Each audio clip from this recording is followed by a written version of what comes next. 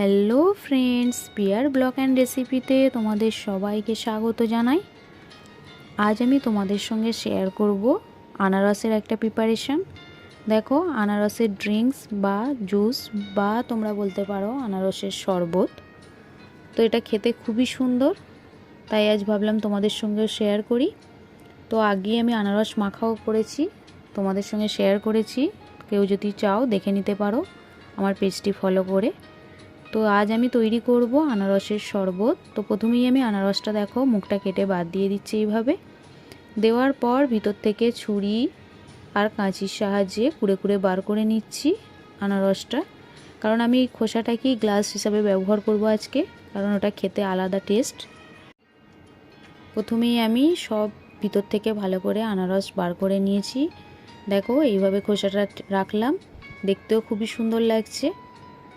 তো এবার আনারসটা ভালো করে পেস্ট করে নিয়েছি, নিয়ে একটা চালুনি দিয়ে ভালো করে ছেঁকে নিয়েছি। দেখো এইভাবে জুসটা বেরিয়েছে।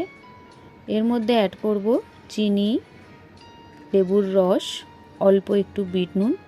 তার আগে আমি আনারসের যে গ্লাসটা বানিয়েছি সেটা রেডি করে নিচ্ছি।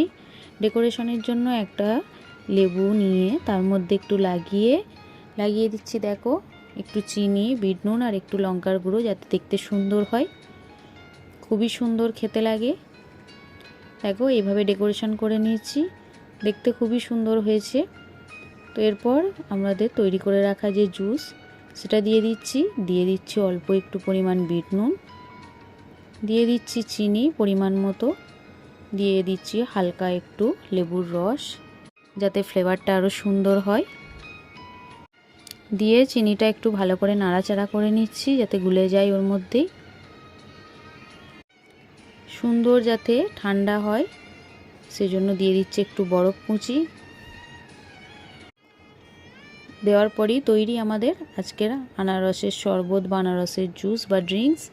দেখো এবার ডেকোরেশনের পালা। ডেকোরেশনের জন্য আমি একটা স্টিক নিয়েছি 2 পিস আনারসের ছোট ছোট টুকরো নিয়েছি, লেবু নিয়েছি, পুদিনা পাতা, সব দিয়ে দেখো খুব সুন্দর করে যতটা পেরেছি আমি ডেকোরেশন করেছি। তোমরা চাইলে আরও সুন্দর করে সাজাতে পারো।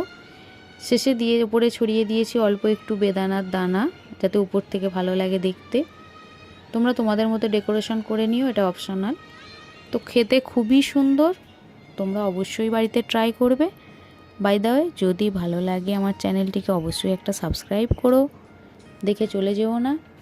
আর লাইক করো, শেয়ার করো, সকলকে সুযোগ করে দাও দেখার। বাই।